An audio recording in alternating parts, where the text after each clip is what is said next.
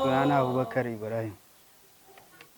A ta farko tun daga haihuwa ta zuwa yanzu, alhamdulillah na gode Allah da kuma Allah bani wannan baiwa da nake gyaran fitila.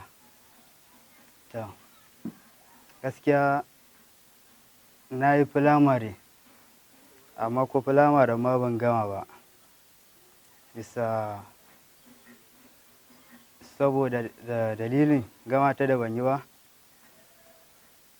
dama bana ne yake ɗaukan matsayina kai ne da ya dawo da ni. Amma da ya zamanto baya nan, shikenan filamaren nan a nan ta tsaya.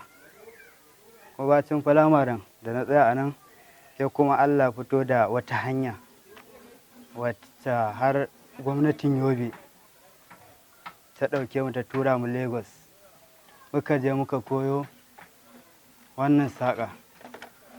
Muka je muka koyo saƙa jaka da kuma kiwon da kuma abin sa fulawa.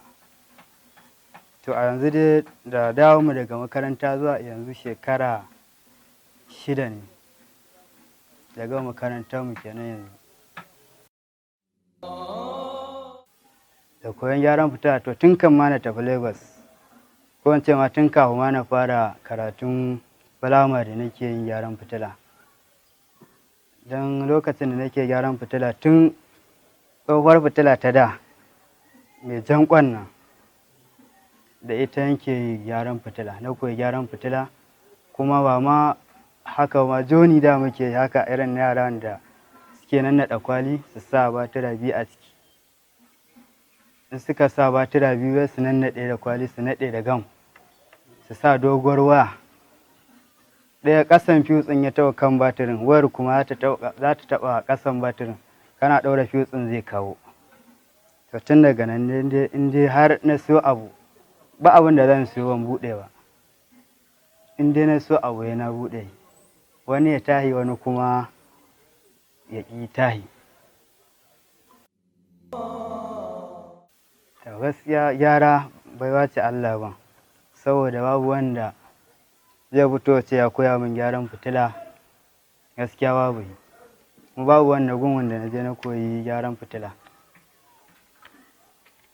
Babu wanda na je na koyi gyaran fitila gun, kuma babu wanda ya koya min, ba wanda zai ce ya koya min. Kawai baiwa ce Allah ya ban. Kuma ina gode Allah da ya bani wannan baiwar gyaran fitila. Don a duk fitiloli yanzu, fitiloli kala-kala ga su nan, babu wacce ba zan gyara kuma ta tahi ba. Kuma ko me yasa ne don Allah ya ta. To yanzu idan ka gyara, sai aka kake iya gane cewa wannan abin ne ya mutu, to wannan abu kaza ne ya mutu, sai aka kake iya gane a kenan. Haka ne. To, na farko dai aka kawo gyaran fitila in aka ce ba ta yi. Na farko idan mai batira ce, idan mai batiri ne, mai batira ne, irin wannan kenan. Farko za a duba tsatsa. Idan fitila ta yi tsatsa, shi ma zai hana ta kawowa.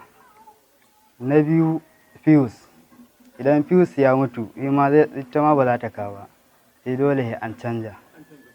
Kuma shi kuma fuse za ka gane ma mutuwarsa, saboda za ka ga tsakiyan ya yi baƙi. To halamar kenan ya mutu, ba zai kawo ba. Ta yanda nake gane fitila da ta yi tsatsa, yanzu ka ga wannan ai ba ta yi tsatsa sosai ba, saboda jikin shi ma ga yanan sumul yake. To duk wanda ya tsatsa ma ka taɓa jiki ma za ka ji ya bambanta. Don wani ka taɓa shi ma kaushi haka za ka ji jikin, duk tsatsa ya ci jikin, wani har ma mutuwa yake yi. A garin cirowa ma za ka ga ya kakkarye.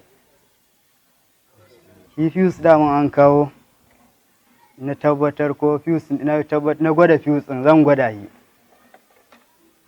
Zan gwada fuse ɗin, in na ga bai kawo ba, to na tabbatar ya riga ya mutu. Fuse ya riga ya mutu, ba zai amfani ba, ya daina canja.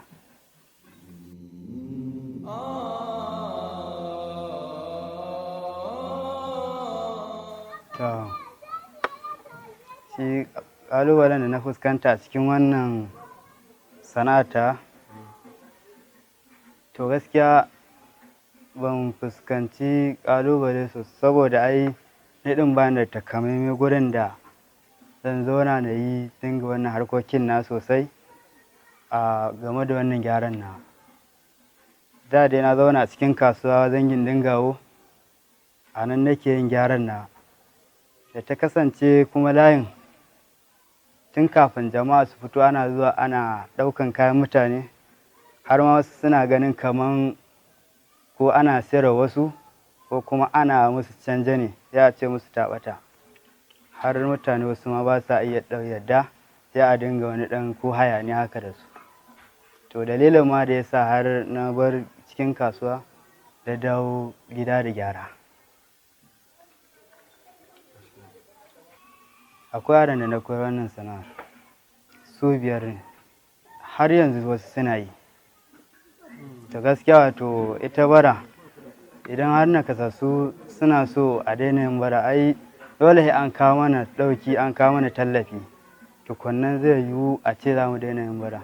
To daman bara ita ba sana'a ba ce, gaskiya bara ba sana'a ba ce, ko dai dole ce sa muke fitowa muke yi. Amma inda har za a ɗauki nauyi, yanzu to ga nan tun da muka je Lagos da muka je karatu, gwamnati ta tura mu, amma da muka je muka yi wata 9 a Lagos muka dawo. Amma in dai har gwamnati za ta iya ɗaukan nauyinmu a kan mu daina bara, da an bara ba sana'a ba ce, gaskiya kenan.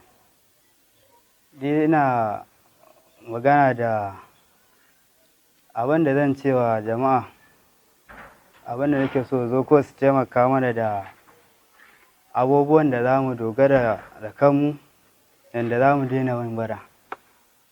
In dai har aka zo aka yi mana aka kawo mana ɗauki, aka kawo mana tallafi da har za mu daina yin bara, ga wannan ma ci gaba ne babba, ba ɗan ƙarami ba.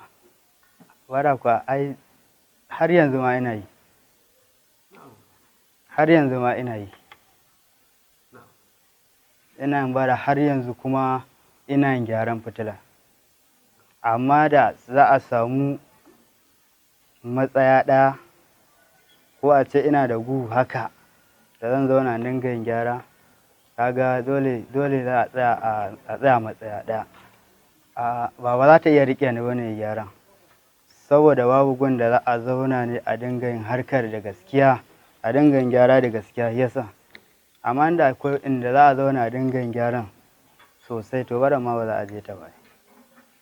Ina neman mana tallafi da nake so ma amun a samo min gumma da zan zauna dai na farko, ko kuma a bani jarin da zan ɗaukaka sana'ata wacce zan dinga yi.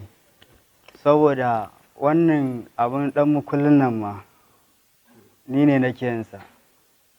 Da zuwa muka Lagos muka je muka koyo, shi ne nake yin wannan abun. Yanzu ka ga inda da gu da jari, ka ga wannan sana'a ce ma ita ma babba, wadda ta nama banda ma gyaran fitila, wannan ma sana'a ce babba.